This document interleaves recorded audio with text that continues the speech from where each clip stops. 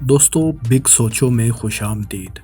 دنیا کی دو بڑی طاقتوں امریکہ اور چین کے درمیان سرد جنگ جاری ہے، جس میں دونوں ممالک دیگر ملکوں میں اثر و رسوخ قائم کرنے اور اپنی اجارہ داری بنانے کے لیے تمام حربے استعمال کر رہے ہیں۔ مختلف ممالک کی معاشی مجبوریوں اور ضرورتوں کا فائدہ اٹھایا جا رہا ہے۔ بڑی طاقتوں کو اپنی اسٹریٹجک پوزیشن بہتر بنانے کے لیے کہیں رجیم چینج کرنا پڑ رہا ہے تو کہیں بھاری سرمایہ کاری سے معاملات کنٹرول کرنا ان کی مجبوری بن چکا ہے۔ امریکہ مالیاتی اداروں کے بل بوتے پر چھوٹے ممالک کے معاشی مسائل سے فائدہ اٹھانے کی کوشش میں لگا ہوا ہے، تو چین اپنے سرمایہ کو ملک سے باہر انویسٹ کر کے وہاں سے نہ صرف معاشی بلکہ دفاعی فائدے بھی حاصل کرنا چاہ رہا ہے۔ اس سلسلے میں چین کی سری لنکا پر مہربانیاں اکثر دنیا بھر میں موضوع بحث بنی رہتی ہیں۔ چین نے گزشتہ چند برسوں میں سری لنکا میں کتنی سرمایہ کاری کی ہے؟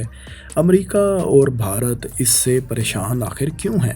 کیا سری لنکا میں ہونے والی حالیہ رجیم چینج میں بھی امریکہ کا کوئی کردار تھا؟ اور کیا سری لنکا کی موجودہ صورتحال کی پاکستان کے ساتھ واقعی کوئی مماثلت بھی بنتی ہے؟ یہ سب باتیں دوستوں آئیے جاننے کی کوشش کرتے ہیں۔ دوستوں، سب سے پہلے چین کی سری لنکا میں سرمایہ کاری اور اس کی وجوہات کا جائزہ لے لیتے ہیں۔ یہ بات تو آپ جانتے ہی ہیں کہ امریکہ اس وقت واحد سپر پاور ہے، اور جو ملک اس کو معاشی، سائنسی، دفاعی اور سفارتی لحاظ سے برابر کی ٹکر دے رہا ہے وہ صرف چین ہے۔ گو کہ چین نے ابھی تک سپر پاور ہونے کا باقاعدہ اعلان تو نہیں کیا، لیکن وہ اس وقت دنیا میں دوسری سپر پاور ضرور بن کر ابھر چکا ہے، اس لیے وہ بھی اپنی اجارہ داری بڑھانے کی راہ پر گامزن ہے۔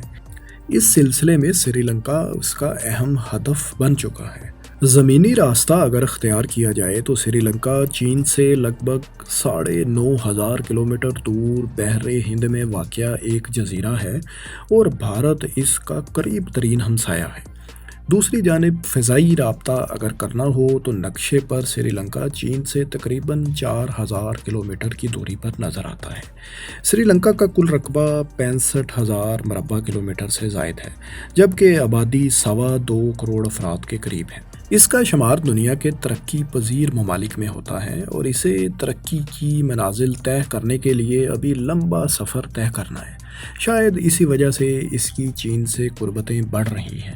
یہ قربتیں کیسے بڑھ رہی ہیں؟ آئیے ذرا ان کا جائزہ لے لیتے ہیں۔ دوستو، سب سے پہلے بات کرتے ہیں کولمبو پورٹ سٹی کی۔ چین ساحل سمندر کے پاس اس جدید ترین شہر میں بھاری سرمایہ کاری کر رہا ہے، جسے حامیوں کی جانب سے معاشی گیم چینجر کا نام دیا گیا ہے، جبکہ مخالفین اس کو چین کی نئی فوجی چوکی قرار دے رہے ہیں۔ کولمبو پورٹ سٹی مکمل ہوگا تو وہ ٹیکنالوجی کا ایک شاہکار شہر ہوگا، جس کا موازنہ ابھی سے دبئی، سنگاپور، ہانگ کانگ اور موناکو وغیرہ سے کیا جا رہا ہے۔ اس میں تجارتی مراکز کے علاوہ نہ صرف رہائشی علاقے ہوں گے بلکہ ایک مرینا بھی بنے گا۔ شہر کے بیچوں بیچ ایک بڑی نہر بھی بنائی جائے گی، جہاں چھوٹی چھوٹی کشتیاں آسانی سے رواں دواں ہو سکیں گی۔ 655 ایکڑ پر مشتمل اس پورٹ سٹی کے لیے ابتدائی تخمینہ $1.5 ارب کی سرمایہ کاری کا لگایا گیا ہے، جو کہ یقیناً معاشی صورتحال سے پریشان سری لنکا کے بس کی بات تو ہرگز نہیں تھی، اس لیے یہ سرمایہ کاری چین کر رہا ہے۔ چین نے اس پروجیکٹ کا 43% 99 ایئرز کی لیز پر لے لیا ہے۔ سری لنکن حکومت چین کو دیے گئے علاقے کی آمدن پر محصولات بھی وصول کر سکے گی۔ سری لنکن حکام کا کہنا ہے کہ جنوبی ایشیا میں اپنی نوعیت کے اس پہلے منصوبے کو مکمل ہونے میں مزید 15 سے 18 برس لگ سکتے ہیں۔ توقع ہے کہ اس نئے شہر کی آبادی 80,000 سے 1,00,000 افراد پر مشتمل ہوگی، جہاں کاروبار کرنے والے افراد کو خصوصی ٹیکس کی رعایتیں دی جائیں گی۔ حیران کن طور پر اس معاشی زون میں تنخواہوں وغیرہ کا لین دین چینی یا سری لنکن کرنسی میں نہیں بلکہ امریکی ڈالرز میں ہوگا۔ سری لنکا کی پارلیمنٹ میں پاس ہونے والے بل کے مطابق اس خصوصی اقتصادی زون میں Sri Lankan investment board, urban development authority اور میونسپل کارپوریشن کے قوانین لاگو نہیں ہوں گے۔ اس ساحلی شہر کے منصوبے کا اعلان چین کے صدر شی جن پنگ کے 2014 میں کولمبو کے دورے کے دوران کیا گیا تھا۔ اب اس پر نہایت تیزی سے ترقیاتی کام جاری ہے۔ سری لنکا کے اخبار کی ایک رپورٹ کے مطابق جب یہ منصوبہ مکمل ہو جائے گا تو اس سے ہر سال سری لنکا کے جی ڈی پی میں 11.8 ارب ڈالر کا اضافہ ہوگا۔ چین کی سری لنکا میں جاریداری کا ایک اور ثبوت ہمبن ٹوٹا کی بندرگاہ ہے، جس کو سری لنکا نے 2017 میں چینی فرمز کو قرض کی ادائیگی میں ناکام ہو جانے پر چین کے حوالے کر دیا تھا۔ دوسری جانب اس بندرگاہ کی فروخت سے حاصل ہونے والی کچھ رقم سری لنکا کے دوسرے قرضوں کی ادائیگی کے لیے بھی استعمال کی گئی تھی۔ اب ذرا چینی سرمایہ کاری پر اعتراضات کا جائزہ لے لیتے ہیں۔ کولمبو پورٹ سٹی کے بارے میں ٹرانسپیرنسی انٹرنیشنل اور امریکہ نے خدشہ ظاہر کیا ہے کہ یہ شہر منی لانڈرنگ، کرپشن اور دیگر مالی بے ضابطگیوں کے لیے استعمال کیا جائے گا۔ اس سے سری لنکا کی مالی خود مختاری بھی داؤ پر لگ جائے گی۔ یہی نہیں، ٹیکس چھوٹ دینے سے سری لنکا کو فائدہ نہیں بلکہ الٹا نقصان ہوگا۔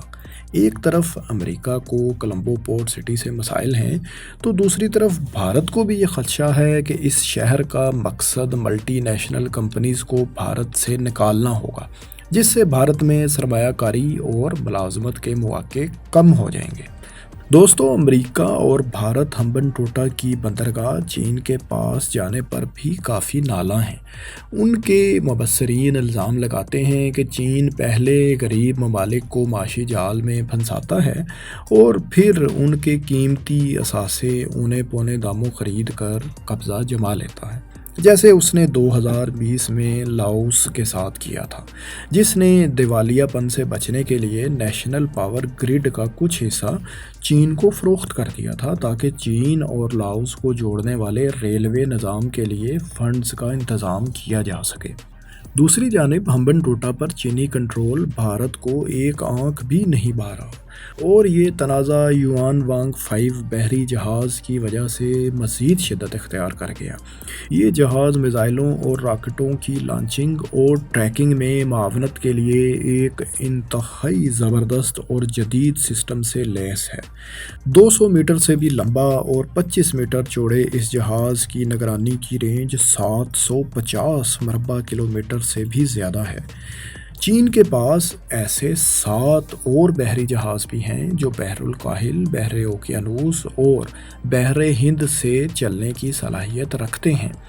بھارت کو یوان وانگ 5 کی ہمبن ٹوٹا میں موجودگی پر شدید تحفظات ہیں، اور اس کا کہنا ہے کہ اس جہاز سے چین بھارت کی ریاست تامل ناڈو میں اس کے سب سے بڑے جوہری پلانٹس مدراس اور کوڈان کولم کی نگرانی بآسانی کر سکتا ہے۔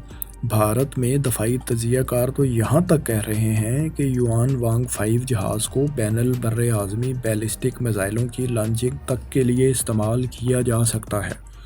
بھارت کا موقف ہے کہ یہ جہاز چونکہ جاسوسی کے لیے استعمال ہوتا ہے، اس لیے اس کا مقصد بھارت کو دباؤ میں لانا ہے۔ امریکہ بھی اس سلسلے میں بھارت کا ہم نوا ہے۔ ایک اور پریشانی کی بات یہ بھی ہے کہ چینی جہاز اسی راستے پر سفر کر کے سری لنکا پہنچا جن راستوں پر امریکہ اور اس کے دوست ممالک جاپان اور آسٹریلیا وغیرہ کے جہاز بھی سفر کرتے ہیں، جس سے امریکی تشویش اور بھی بڑھ جاتی ہے کہ چین اس کے اور دوست ممالک کے تمام جہازوں کی مانیٹرنگ کرنے کے بھی قابل ہو جائے گا۔ دوستو، چین نے بھارت اور امریکہ کے تمام الزامات کو مضحکہ خیز قرار دے کر مسترد کر دیا ہے۔ ان کا موقف ہے کہ امریکہ اور اس کے اسٹریٹجک پارٹنرز جیسے کہ بھارت کے الزامات گھٹیا اور منافقانہ ہیں۔ چین کا دیا گیا کل قرض سری لنکا کے کل واجب الادا قرضوں کا محض 10% کے قریب بنتا ہے، جبکہ دنیا بھر میں واشنگٹن ہی کے 700 سے زائد سمندر پار فوجی اڈے ہیں، تو پھر امریکہ ایسا کیوں کر رہا ہے؟ چین نے یہ بھی واضح کیا کہ اس کے یوانگ وانگ 5 جہاز کی ہمبن ٹوٹا میں موجودگی کا واحد مقصد سائنسی اور جغرافیائی تحقیق ہے۔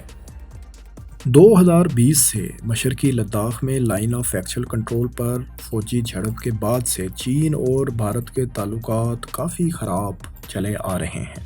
خاص کر چین کی سکم اور اروناچل پردیش میں فوجی پیش قدمی اور مداخلت نے جلدی پر تیل کا کام کیا تھا۔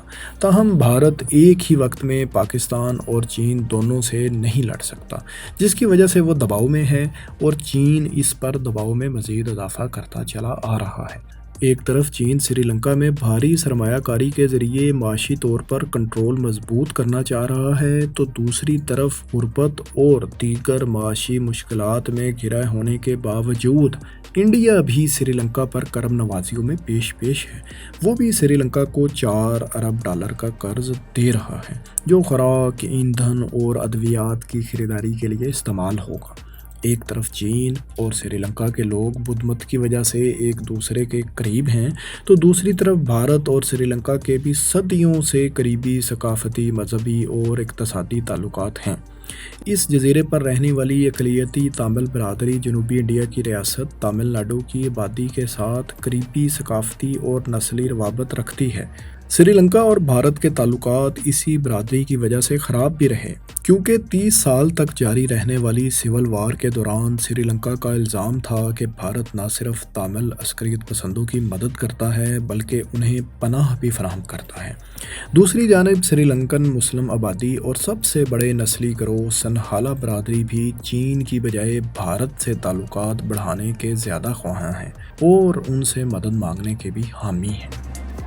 سری لنکا چین کی سرحد سے کافی دور ہے، تاہم دو اور چھوٹے ممالک نیپال اور بھوٹان چین کی سرحد سے جڑے ہوئے ہیں، جہاں چین کا اثر و رسوخ کسی سے ڈھکا چھپا نہیں۔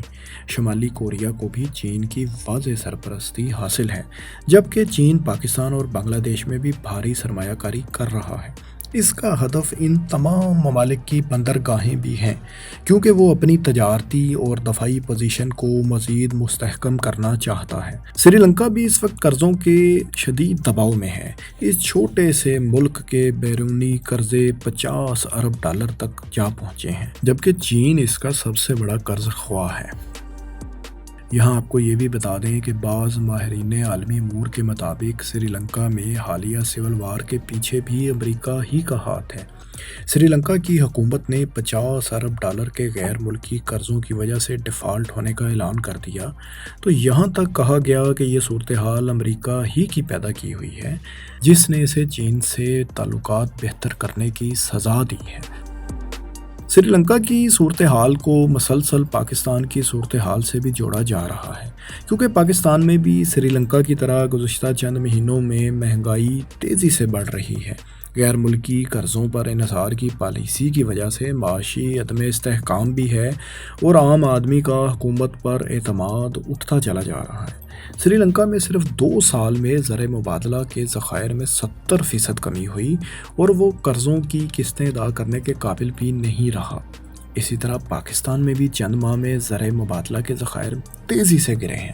پاکستان کی طرح سری لنکا نے بھی IMF سے رجوع کرنے سے پہلے کرنسی کی قدر کم کی، جس سے افراط زر اور مہنگائی نے عوام کی چیخیں نکال دیں۔ پاکستان کے سابق حکمرانوں کی طرح سری لنکا کے سابق حکمرانوں نے بھی رجیم چینج کو امریکی سازش قرار دیا ہے۔ چین کی سری لنکا میں سرمایہ کاری کیا رنگ لائے گی، اور کیا پاکستان بھی کبھی خدا نخواستہ سری لنکا کی طرح ڈیفالٹ کی صورتحال سے دوچار ہو سکتا ہے؟ اس کا پتہ تو آنے والے عرصے میں ہی چلے گا۔ فی الحال دوستو، آپ کمنٹس میں بتائیں کہ آپ کو یہ ویڈیو کیسی لگی۔ شکریہ۔